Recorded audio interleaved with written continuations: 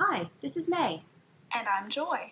Welcome to the QWERTY Writing Life Podcast, where we have candid chats about our creative lives. May and I are friends, writers, and creatives who want to share our endeavors out loud. On this podcast, we're here to encourage each other, and you too, and share tools we've discovered or made up. So you can follow your passions with a little support. So grab your tea or your coffee, and let's get started.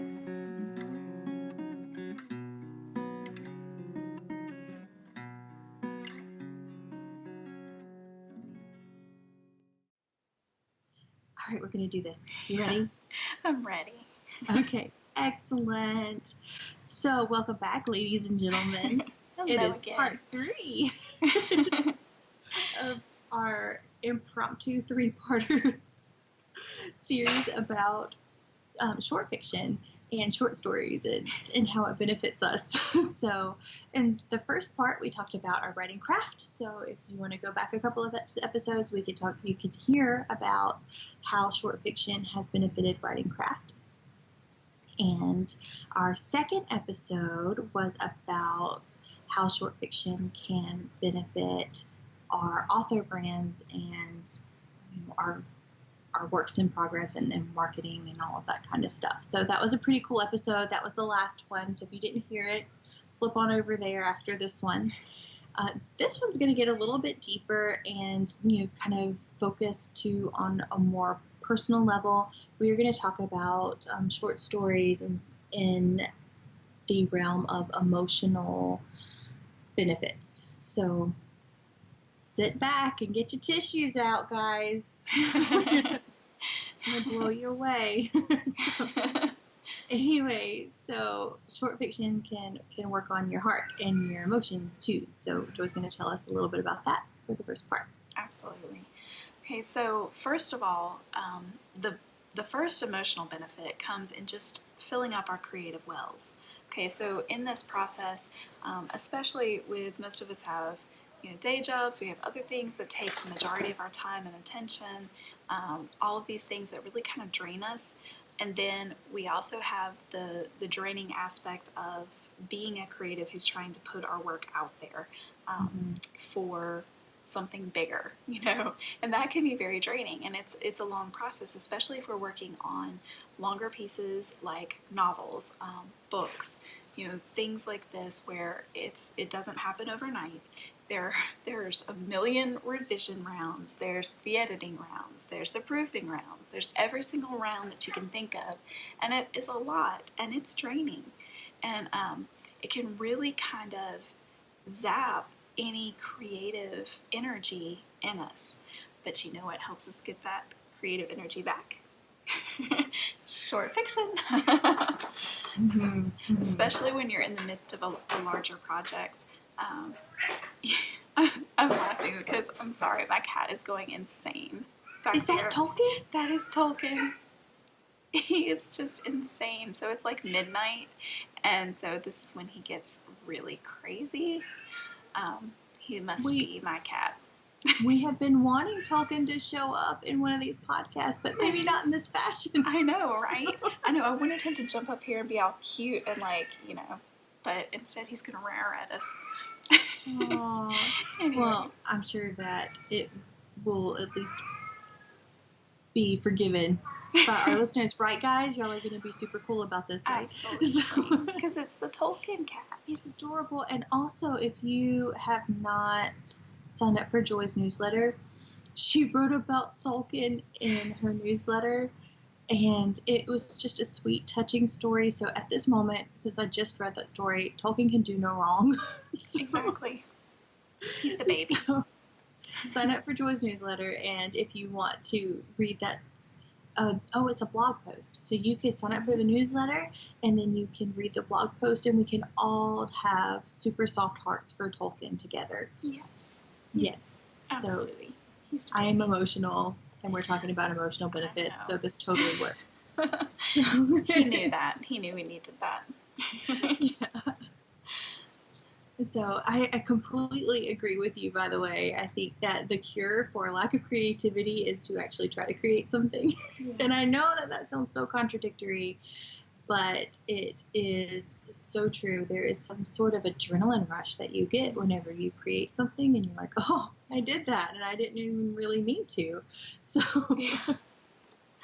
so it tends to fill the creative well. And when you are in a really right brain situation where, editing, proofing, revision, even in just your life. So if you have a full-time job and you work a lot with data, or sit in a cubicle a lot, you're using your left brain a lot in those situations, and you feel tired and you feel drained when you come home, and you do not feel like creating. You feel just parched, right? Yeah. So if you would actually take a moment to sit down and write a little bit of short fiction, it will revive you. It will give your left brain a chance to take a bit of a nap, and your right brain will get to play. And when you are through, it doesn't have to be a really long amount of time either. So if you only have 30 minutes, then only let your right brain play for about 30 minutes.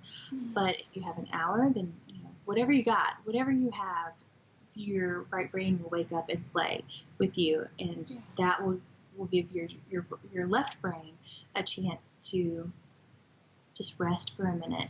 And when you get through with that creative session, I hope you feel the same way that Joy and I do, which is we feel just replenished and energetic and in a better mental state all around. Yeah. And this is something that I think what we're saying is definitely not anything new. I think that many people have said this exact same thing, but for whatever reason, I never heard back.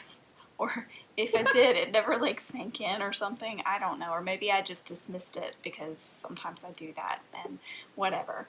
But I was going through a particularly challenging time where it was just, I had a lot going on. I had, a million things to do in 10 days to get it done or something like that. It was just, I felt like there was not an end to the list of things to do, but the end of my time was coming quickly. And I was just so frustrated. And a big part of it was I was just, I'm like, my point is that I want to write, and I haven't even written anything. I'm doing all these other things. And I was frustrated. And so what I did was I said, you know what? I'm just not going to do what I was supposed to do tonight. I'm going to sit down and I'm going to write a short story instead. And I did. And then I realized, I was like, you know what? I feel great. I feel energized. I feel all the things that we just said. And I was able to get my stuff done. So not only did it re-energize me and it kind of filled up that creative well, I had a product to show for it, and I then had more energy to put into the things that I had to get done, and I got them done. So, yeah, it was really cool.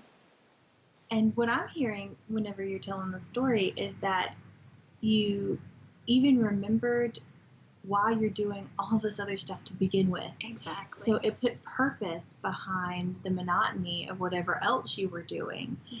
And you were able to get back to it. Yeah. Because, this author thing, it's not always going to be creating worlds and naming unicorns, okay? Even that's what we want. I know, that's right? the dream. That is the dream. But see, we have all these other things. We have to revise, we have to edit, we have to format, we have to market, we have to, fix our website when it goes cuckoo. The bluey.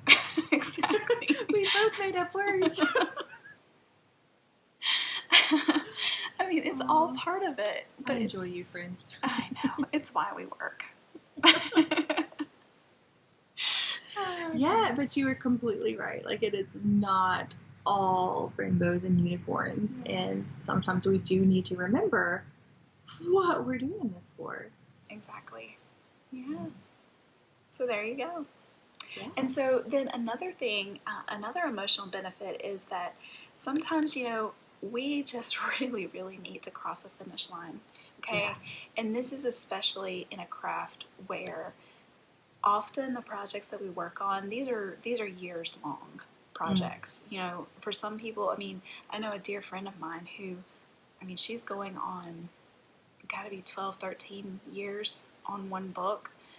That's a long time to be dedicated to one work, okay? So, you know, we need that finish line. We need to see done, the end, complete. We need something polished in our hands to hold and to look at and to, think this is it. This is what we're going for, And so with short fiction, that's something that is a lot easier to attain, that finish line. Yes. In 2016, it was the year that Joy and I went to the Mississippi Book Festival, and it was after that event, actually. I declared that the rest of that year as like a year of overcoming. And so I was, of course, we've talked about fear, super fearful person. And I decided that this was going to be a moment for me to overcome that fear. And so one of the things that I decided to do was to finish a project. And the one that I had the closest to finishing, I had all of this poetry that I had written. And I was like, I'm going to make a daggum poetry book.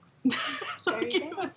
And not only was it was the one that was, something that I could complete really quickly, but it was also the scariest thing ever. Because poetry, if you write poetry, you might know, and if you haven't, then this might, be an insight for you. But poetry is tough, man. It is emotionally tough.